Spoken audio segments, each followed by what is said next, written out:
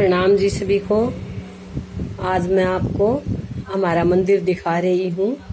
ये हम प्रणामी समाज में स्वरूप साहिब बोलते, जिनको ग्रंथ होता है सरदारों की तरह, और इनके अंदर वाणी होती है कुरान, पुराण, भागवत, गीता, जंबूर, तौरेत, बाइबिल, सभी की वाणियों का निचोड़ होता है।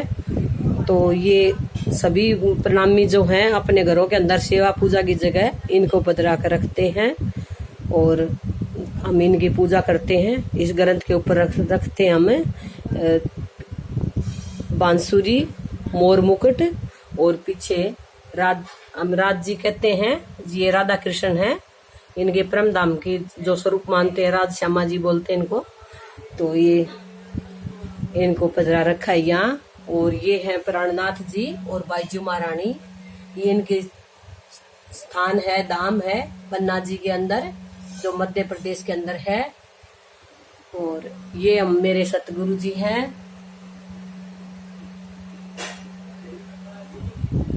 और ये परमहंस जी हैं, यही प्रणामी समाज के हैं। और इनके 302 साल के हुए थे ये, और 302 साल का होकर इन्होंने शरीर छोड़ा था। और इनकी समाधि भी पन्ना जी के अंदर है। इनका छोटा मंदिर है, उसका नाम है पुरानी साला के नाम से। और ये हमारे गुरु जी हैं। और सबसे बड़े तो ये हैं धनी देवचंद्र जी।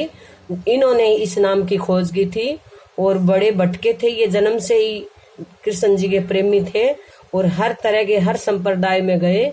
और लास्ट में इन्होंने श्री कृष्ण जी के दर्शन किए, उन्होंने इनको नाम दिया।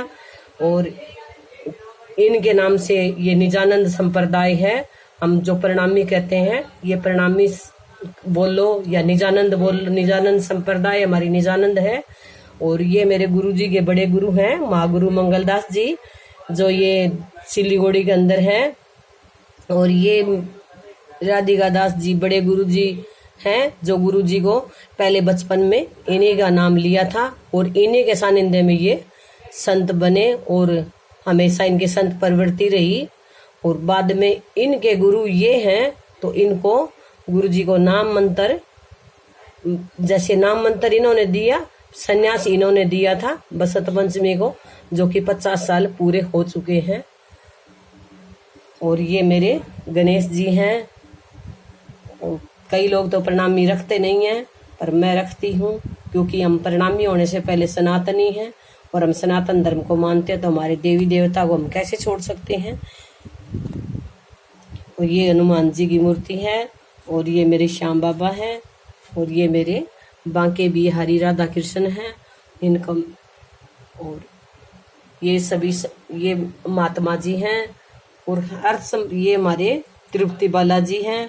और ये मेरे राधा रानी के चरण हैं और हम इनके चरणों की सेवा करते हैं। मेरे शंकर भगवान हैं। और ये हम सभी देवी देवताओं की एक तरफ, ये मेरी बड़ी बहू लेके आई थी शिव दरबार, और ये मेरी छोटी बहू लेके आई थी राम दरबार। हमने सोचा कि हम इसमें अपने मंदिर में लगाएंगे। जो बच्चा लेके आए हैं, तो हम अपने बच्चों का इस गिफ्ट का स्वागत करेंगे और अपने मंदिर में जगह देंगे। और ये मैं पढ़ती हूँ बित्तक, जो कि सावन लगती पंचमी से जन्माष्टमी तक पूरी होती है। और मैं पूरी साल सुबह शाम, ज्यादा नहीं तो 1 पेज जरूर पढ़ती हूँ, सुबह 1 शाम को पढ़ती हूँ। और 30 सालों से पढ़ रही हूँ, 30 साल मेरे को नाम लिए हो गए।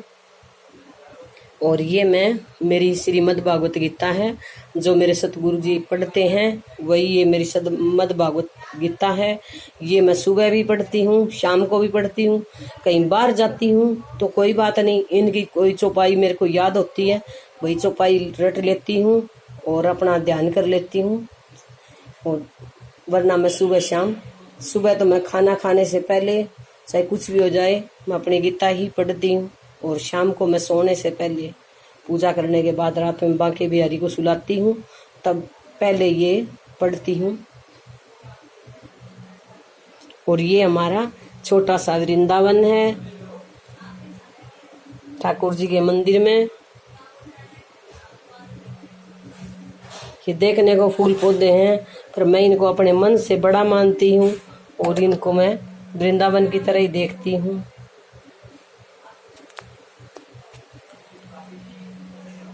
ये हम पानी रखते हैं। मेरा मंदिर मेरे लिए बिल्कुल एक स्वर्ग जैसा सा सपना होता है।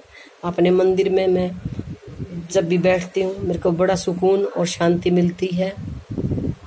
और ये महात्मा जी 226 साल का होने के बाद इन्होंने प्रणामी संप्रदाय में नाम लिया था। नाम क्या कि इनको खुद भगवान प्रकट होके बोले कि आप जाओ और ये धनी देवचंद्र जी का नाम है, निजानंद संप्रदाय में आपके वही गुरु होंगे, क्योंकि ये उम्र में ये देवचंद्र जी से भी बड़े थे।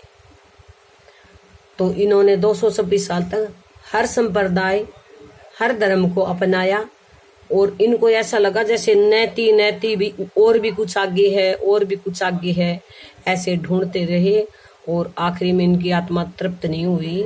और इन्होंने इतनी सिद्धियां प्राप्त कर ली थी कि जल में तो जल बन जाते और जैसे फूल होता बड़ी बड़ी खाइयां होती और ये घूमा करते थे।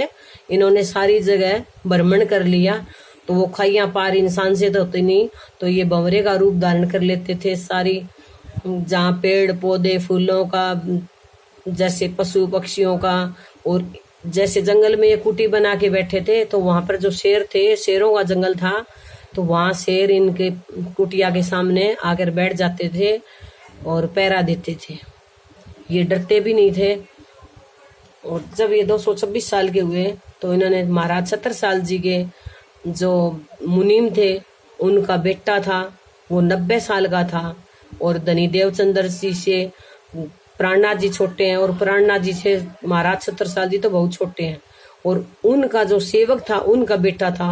आप देखो कि कम से कम उनको 150-200 साल के बाद ये 90 साल के वो बुजुर्ग हो चुके थे और उन्होंने इनको नाम दिया। उनके मुनीम के बेटे ने वहाँ आए और इन्होंने धारण किया नाम, तो धनी देवचंद्र जी को ही अपना गुरु माना और इन्होंने प्रणामी संप्रदाय को अपने पुष्पावती के नाम से सखी जागृत आत्मा पाई कि मैं परम धाम की पुष्पा सखी हूँ। और ये मैं इनको बहुत मानती हूँ। और ये दर्शन भी देते हैं कि जो इनकी किताब पढ़ता है, इनसे लगन लगाता है, वहाँ जाते हैं। तो ये नहीं है कि ये आपको खाली जैसे प्राणनाथ जी हैं, क्योंकि प्राणनाथ जी ने अपना स्वरूप इनको दे दिया और इन्होंने अपना स्वरूप प्राणनाथ जी को मान लिया। तो ये दोनों, इनमें से संतों में भेद करना बड़ी मुश्किल है। एक ही संप्रदाय के हैं और संत तो सभी संत होते हैं और अपने अपने धर्म को मानने वाले होते हैं। चीज एक ही दुकान की है, अलग अलग नामों से पुकारी जाती है या उसका स्वाद अलग अलग बदल के दिया जाता है, चीज तो चीज ही है।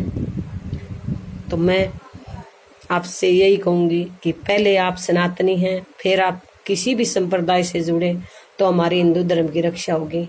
अगर अलग अलग संप्रदाय में बंट गए, आपने मूर्ति पूजा का विरोध किया या मंदिरों का किया, तो हमारे टुकड़े टुकड़े होकर हम खंडित खंडित हो चुके हैं और हो जाएंगे और हमारा कोई भी धर्म नहीं बचेगा।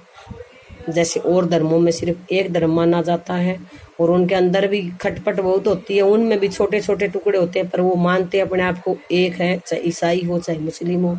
इसी प्रकार से हम सब हिंदू हैं, संप्रदाय कोई भी हो और नाम हमने किसी भी लिया हो। जैसे कोई नाम सुमरण करता है, कोई माला से करता है, कोई योग से करता है, कोई क्रिया से करता है, कर्म से करता है, कोई सेवा से करता है। आप जैसे चाहें वैसे कीजिए, पर हम सबकी माता गौ है और हम हिंदू हैं बस। और अब मैं भगवान जी को लगाऊंगी भोग। भगवान तो जैसे कभी हम रूखी सूखी खाते हैं तो रूखी सूखी लगा देते हैं। जब भी हमने जो जैसा हम भोजन करते हैं वही अपने परमात्मा को भोग लगा समर्पण करते हैं। ये ना किसी का भोजन करते हैं, हमारी आस्था है और हम इनको भोग लगाते हैं तो हमारा जो भोजन है वो अमृत बन जाता है।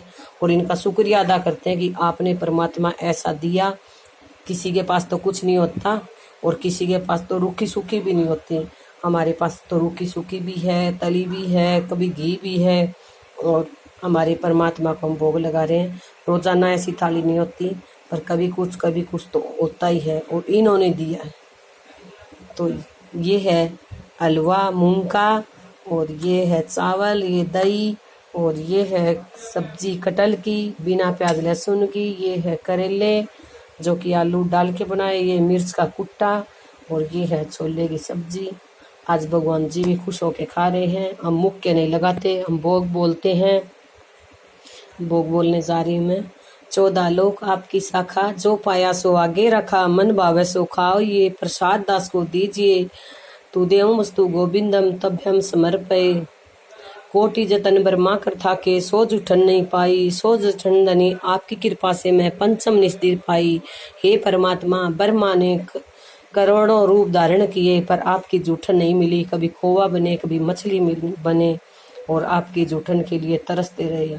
और हमने आपकी कृपा से 5 बार भोग लगाते हैं। पंचम निस दिन पाई, मैं 5 बार आपको भोग लगाता हूँ और 5 बार आपका जूठा प्रसाद पाता हूँ। मैं धन्य हूँ परमात्मा, मैं धन्य हूँ जो आपका सेवक हूँ। और आपने मेरे को जो दिया है वह बहुत कुछ है। वो रूखी भी मेरी अमृत है और वो मेरे 56 भोग है प्रभु।